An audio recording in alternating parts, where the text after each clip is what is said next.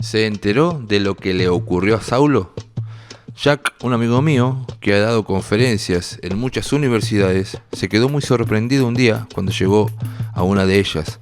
Se percató de que los estudiantes habían hecho los arreglos para que aquella noche tuviera una discusión pública con un ateo universitario.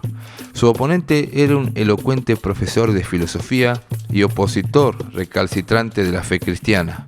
A Jack le tocó hablar primero. Él presentó diversas pruebas sobre la resurrección de Jesús, la conversión del apóstol Pablo y dio su testimonio personal de cómo Cristo había cambiado su vida, siendo él un estudiante universitario.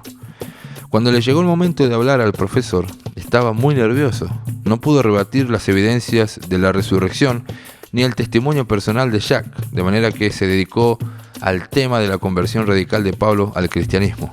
Utilizó el argumento de que con frecuencia las personas pueden estar tan envueltas psicológicamente en aquellos que combaten que terminan abrazándolo. En este punto mi amigo sonrió con actitud gentil y respondió: «Es mejor que tenga cuidado, señor, porque corre el riesgo de llegar a ser cristiano». Uno de los testimonios más influyentes dentro del cristianismo lo constituyó el hecho de que Saulo de Tarso, quizás el antagonista más encarnizado del cristianismo, llegara a ser el apóstol Pablo. Saulo era un hebreo fanático, un líder religioso. El hecho de haber nacido en Tarso le dio la oportunidad de estar en contacto con la cultura más avanzada de su tiempo. Tarso era una ciudad universitaria que se destacaba por su cultura y sus filósofos estoicos. Estrabo, el famoso geógrafo griego, alabó a Tarso por estar tan interesada en la educación y la filosofía. Pablo, como su padre tenía la ciudadanía romana, un privilegio muy distinguido. Parecía estar bien versado en la cultura y en el pensamiento helénico. Tenía gran dominio de la lengua griega y desplegó su habilidad dialéctica. Pablo citó palabras de los poetas y filósofos menos conocidos. Hechos 17:28 dice: «Porque en él vivimos y nos movemos y somos», como algunos de sus propios poetas también han dicho, «porque linaje suyo somos», refiriéndose a Arato y a Cleanto. En 1 Corintios 15:33 dice: «No erréis, las malas conversaciones corrompen las buenas costumbres», citando a Menandro. En Tito 1:12 dice: «Uno de ellos, su propio profeta, dijo: los cretenses siempre mentirosos, malas bestias, glotones, ociosos», refiriéndose a Epaminondas. La educación de Pablo fue judía y la recibió bajo la estricta doctrina de los fariseos. Cuando tenía alrededor de 14 años de edad, fue enviado a estudiar bajo la dirección de Gamaliel, uno de los más grandes rabinos de su tiempo, el nieto de Gilel. Pablo afirmaba que él no solo era fariseo, sino hijo de fariseo. Él se podía jactar y en el judaísmo aventajaba a muchos de mis contemporáneos en mi nación, siendo mucho más celosos de las tradiciones de mi padre, decía Pablo en Gálatas 1:14. Si uno ha de comprender la conversión de Pablo, es necesario que entienda por qué era tan vehementemente anticristiano. La razón era su devoción a la ley judía. Y esto fue lo que provocó su tremendo odio a Cristo y a la iglesia primitiva. Pablo se sentía insultado con el mensaje cristiano, nos dice Jacques Dupont, no por causa de la afirmación de que Jesús era el Mesías, sino porque le atribuía a Jesús el papel de Salvador, con lo cual se le quitaba a la ley todo valor en el propósito de la salvación. Pablo fue violentamente hostil a la fe cristiana, como resultado de la importancia que él le acreditaba a la ley como camino de salvación. La Enciclopedia Británica declara que la nueva secta del judaísmo, cuyos participantes se autodenominaban cristianos, golpeaba la esencia de la formación judía de Pablo y sus estudios rabínicos. El exterminio de esta secta llegó a ser su pasión, de modo que Pablo comenzó su persecución a muerte contra el nombre de Jesús de Nazaret. Literalmente, Pablo asolaba la iglesia. Se marchó a Damasco con las credenciales que lo autorizaban para arrestar a los seguidores de Jesús y llevarlos prisioneros para luego someterlos a juicio. Después algo le ocurrió a Pablo. Saulo, respirando aún amenazas y muerte contra los discípulos del Señor, vino al sumo sacerdote y le pidió cartas para las sinagogas de Damasco, a fin de que si hallase algunos hombres o mujeres de este camino, los trajese presos a Jerusalén. Mas, yendo por el camino, aconteció que al llegar cerca de Damasco, repentinamente le rodeó un resplandor de luz del cielo. Y cayendo en tierra, oyó una voz que le decía: Saulo, Saulo, ¿por qué me persigues? Él dijo: ¿Quién eres, Señor? Y le dijo: Yo soy Jesús, a quien tú persigues. Dura cosa te es dar coces contra el aguijón. Él, temblando y temeroso, dijo: Señor, ¿qué quieres que yo haga? Y el Señor le dijo: Levántate y entra en la ciudad, y se te dirá lo que debes hacer. Y los hombres que iban con Saulo se pararon atónitos, oyendo a la verdad la voz, mas sin ver a nadie. Entonces Saulo se levantó de la tierra, y abriendo los ojos no veía a nadie. Así que, llevándole por la mano, lo metieron en Damasco, donde estuvo 3 días sin ver, y no comió ni bebió.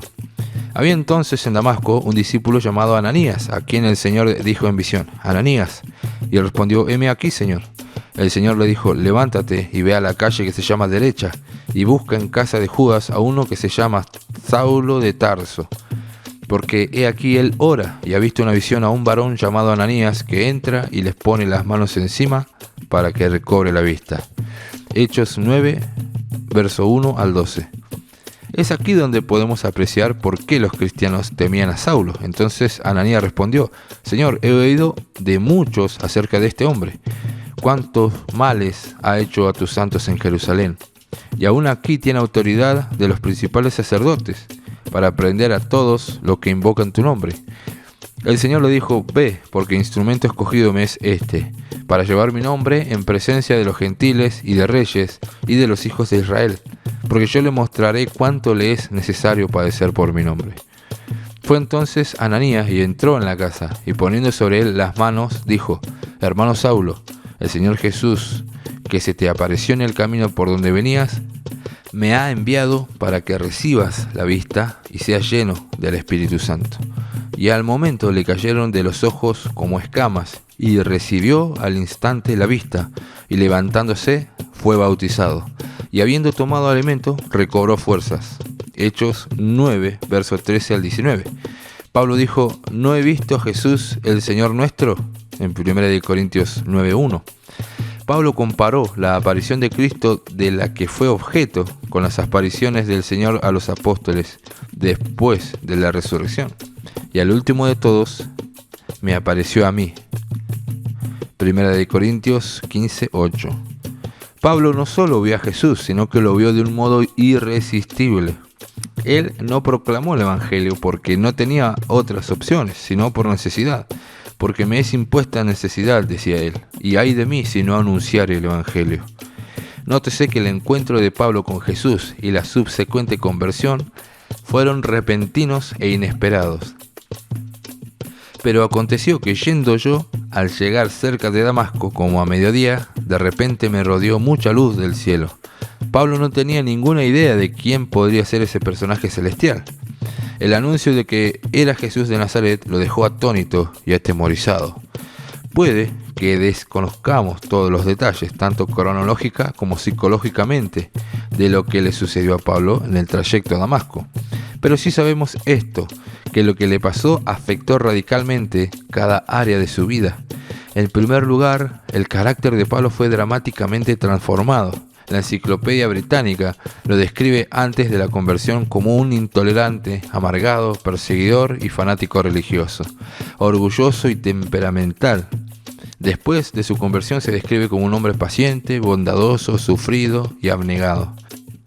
Kenneth Scott dice: sin embargo, lo que integró la vida de Pablo y trasladó ese temperamento casi neurótico de la oscuridad a una influencia permanente fue una profunda y revolucionaria experiencia religiosa. En segundo lugar, se transformó la relación de Pablo con los seguidores de Jesús, y estuvo Saulo por algunos días con los discípulos que estaban en Damasco. Y cuando Pablo fue a ver a los apóstoles, estos le dieron la diestra en señal de compañerismo. En tercer lugar, el mensaje de Pablo fue transformado. Aunque todavía amaba su herencia judía, se había cambiado de un amargado antagonista de la fe cristiana a un determinado protagonista. Enseguida predicaba a Cristo en las sinagogas, diciendo que éste era el Hijo de Dios. Las convicciones intelectuales de Pablo habían cambiado. La experiencia que había tenido lo obligaba a reconocer que Jesús era el Mesías. lo cual estaba en conflicto directo con las ideas mesiánicas de los fariseos. El nuevo concepto que él tenía de Cristo significaba una revolución total para su pensamiento. Jacques Dupont observa con mucha perspicacia que después que Pablo había negado vehementemente que el hombre que había sido crucificado pudiera ser el Mesías, reconoció que Jesús en realidad era el Mesías y como consecuencia tuvo que volver a formular todas sus ideas mesiánicas. También ahora podía comprender que la muerte de Cristo en la cruz, la cual había parecido como una maldición de Dios y el deplorable fin de una vida, fue realmente el medio por el cual Dios, a través de Cristo, estaba reconciliando al mundo consigo mismo. Pablo llegó a entender que, por medio de la crucifixión, Cristo llegó a ser maldición por nosotros y que Dios lo hizo pecado para que nosotros fuésemos hechos justicia de Dios en él. En vez de ser una derrota, la muerte de Cristo fue una gran victoria, coronada por la resurrección. La cruz ya no era una piedra de tropiezo, sino la esencia de la redención mesiánica de Dios. La predicación evangelizadora de Pablo se puede resumir del modo siguiente: declarando y exponiendo por medio de las Escrituras que era necesario que el Cristo padeciese y resucitase de los muertos, y que Jesús, a quien yo les anuncio, decía él, es el Cristo. En cuarto lugar, la misión de Pablo fue transformada. Antes era uno que odiaba a los gentiles y llegó a ser un portavoz del evangelio a los gentiles. Dejó de ser un judío celote para ser un predicador a los gentiles. Como judío y fariseo que era, consideraba a los despreciables gentiles como inferiores al pueblo escogido por Dios. La experiencia de Damasco lo convirtió en un dedicado apóstol, y la meta de su misión era la de servir a los gentiles. Pablo comprendió que el Cristo que le había aparecido a él era el Salvador para todos los pueblos. Pablo dejó de ser un fariseo ortodoxo cuya misión era la de preservar el estricto judaísmo para ser un propagador de la nueva secta radical llamada cristianismo, a la cual él se había opuesto tan violentamente. Hubo tal cambio en él que todos los que le oían estaban atónitos y decían: ¿no es este el que asolaba en Jerusalén a los que invocaban este nombre? ¿Y a eso vino acá, para llevarlos presos ante los principales sacerdotes? El historiador Philip Schaff declara: la conversión de Pablo no solo marca un momento decisivo en su historia personal, sino también una época importante en la historia de la Iglesia Apostólica y consecuentemente en la historia de la humanidad. Fue el evento más fructífero después del milagro de Pentecostés y aseguró la victoria universal del cristianismo. En cierta ocasión, durante la hora del almuerzo en la Universidad de Houston, me senté junto a un estudiante. Mientras hablábamos acerca del cristianismo, él hizo la declaración de que no hay ninguna evidencia histórica con respecto al cristianismo ni a Cristo. Su especialidad era la historia, y me di cuenta de que uno de sus libros era un texto de la historia romana. Reconoció que en el libro había un capítulo que trataba acerca del apóstol Pablo y el cristianismo. Luego de leer el capítulo, al estudiante le pareció interesante que la parte que trataba acerca de Pablo comenzara describiendo la vida de Saulo de Tarso y terminara con una descripción de la vida del apóstol Pablo. En el penúltimo párrafo se hacía la observación de que no estaba claro qué era lo que había ocurrido entre estas dos etapas en la vida de este hombre. Enseguida abrí el libro de los Hechos y le expliqué la aparición de Cristo a Pablo después de la resurrección. Este estudiante comprendió que esa era la más lógica explicación de la conversión de Pablo. Posteriormente, él también aceptó a Cristo como su Salvador. Elias Andrews comenta: muchos han encontrado en la transformación radical de este fariseo de fariseos la evidencia más convincente de la verdad y del poder de la religión a la cual él se convirtió, como también el supremo valor y el supremo lugar de la persona de Cristo. Archibald MacBride, profesor de la Universidad de Aberdeen, escribe con respecto a Pablo: junto a sus hazañas, las de Alejandro y Napoleón palidecen en cuanto a su significado. Clemente dice que Pablo soportó las cadenas 7 veces, predicó el Evangelio en Oriente y en Occidente, llegó hasta el límite de Occidente y murió como mártir por disposición de los gobernantes. Pablo declaró vez tras vez que el Señor Jesús, viviente y resucitado, había transformado su vida.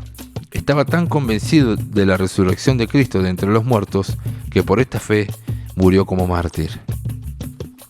Dos profesores de la Universidad de Oxford se dispusieron a destruir el fundamento de la fe cristiana.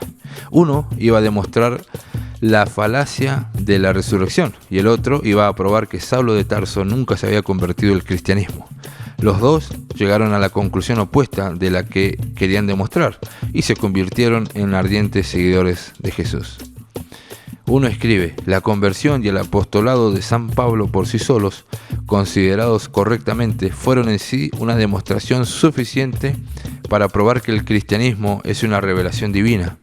Él mismo llega a la conclusión de que si los 25 años de sufrimiento y servicio que Pablo dedicó a Cristo fueron una realidad, entonces su conversión fue cierta, porque todo lo que él hizo empezó con aquel repentino cambio.